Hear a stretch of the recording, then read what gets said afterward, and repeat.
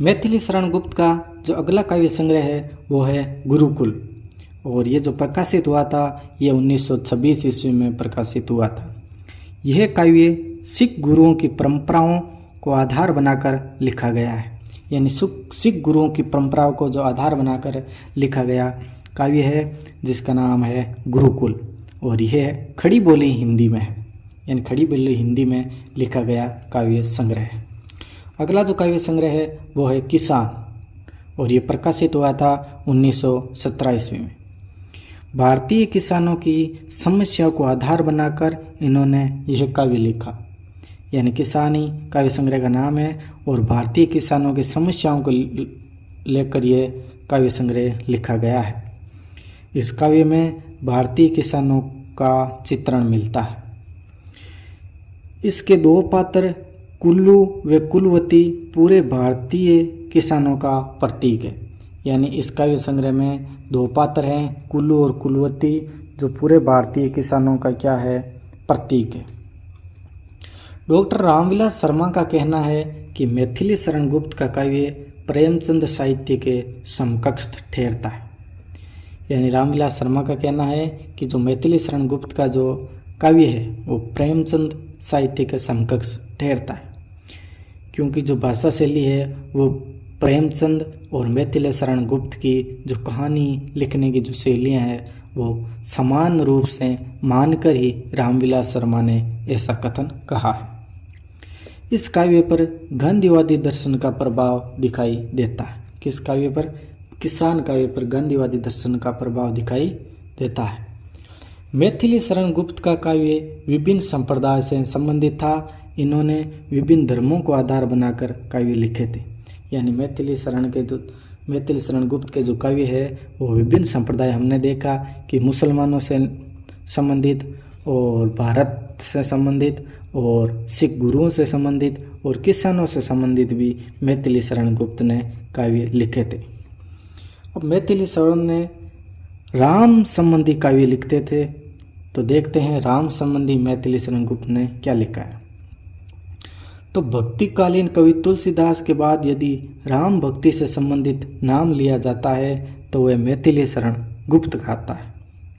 इसीलिए मैथिली शरण गुप्त को आधुनिक युग का तुलसीदास कहा जाता है, यानी तुलसीदास के बाद यदि राम भक्ति से संबंधित कोई नाम लें तो सबसे पहले किनका नाम आता है? मैथिली शरण गुप्त का, और इसीलिए मैथिली शरण गुप्त को आधुनिक युग का तुलसीदास कहा जाता है।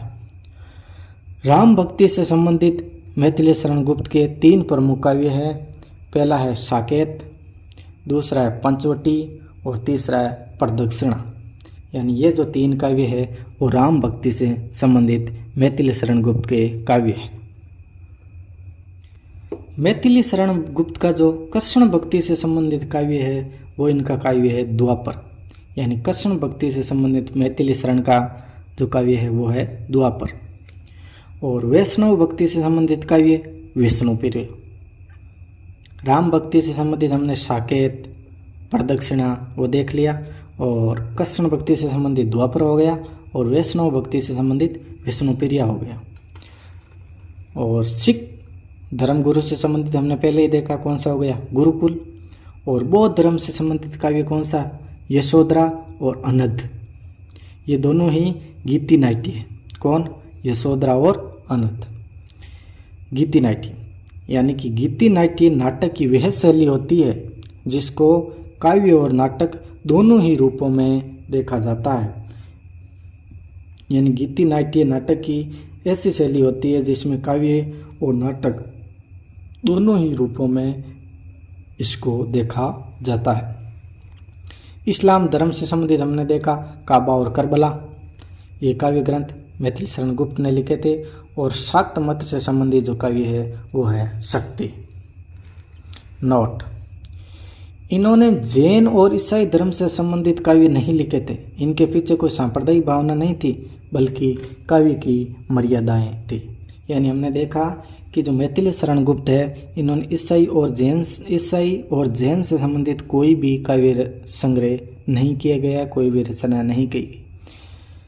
इसके पीछे कोई सांप्रदायिक भेदभाव या सांप्रदायिक भावना जुड़ी हुई नहीं है, बल्कि जो काव्य लिखने की मर्यादा है उसको मैथिली शरण ने पूरा किया है। चलिए आगे चलते हैं।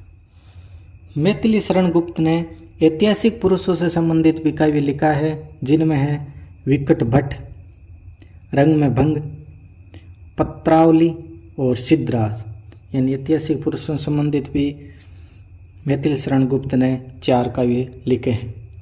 और महाभारत के पात्रों पर आधारित काव्य भी मैथिली शरण गुप्त ने लिखे हैं। जयद्रथवध, जय भारत, वन वैभव, नहुष और हिडिंबा, ये जो 5 काव्य है ये इन्होंने महाभारत के पात्रों को लेकर लिखे हैं। राजनीति अर्थात आधुनिक नायकों पर आधारित भी इन्होंने 2 काव्य लिखे हैं। पहला है अंजलि और दूसरा है अर्धि। यानी ये 2 काव्य राजनीति से संबंधित लिखे हैं। नोट, यह काव्य समकालीन नेता अर्थात गांधी जी से संबंधित है। इन काव्यों में गांधी जी के आदर्शों को दर्शाया गया है। किसमें? अंजलि और अर्धि में। आगे आता है काल्पनिक काव्य। तो मैथिली शरण गुप्त ने धार्मिक काव्यों के साथ साथ राष्ट्रीयता की अलख जगाने के लिए काल्पनिक विषय वस्तु को आधार बनाकर काव्यों की रचना की थी। काल्पनिक विषय वस्तु का आधार बनाकर भी मैथिली शरण गुप्त ने काव्यों की रचना की थी, जिनमें प्रमुख है भारत भारती, वैतालिक, हिंदू और अजीत। ये जो 4 काव्य हैं ये काल्पनिक काव्य माने जाते हैं। वस्तुतः द्विवेदी युग के मैथिली शरण गुप्त प्रमुख कवि रहे हैं, जिन्हें आधुनिक युग का तुलसीदास कहा जाता है, जिन्होंने अपने काव्यों में जयशंकर प्रसाद और महादेवी वर्मा के प्रति भी कविताएं लिखी है। यानी जयशंकर प्रसाद और महादेवी वर्मा के प्रति भी कविताएं लिखी है। और इनका जो साहित्यिक क्षेत्र है वो धार्मिक, राष्ट्रीय और ऐतिहासिक पुरुषों के प्रति श्रद्धा की भावना अर्पित करना भी मैथिली शरण गुप्त का मुख्य उद्देश्य रहा है। तो मैथिली शरण गुप्त के बारे में है एग्ज़ाम पॉइंट ऑफ व्यू से हमने मुख्य बातें कवर कर ली। Thank you.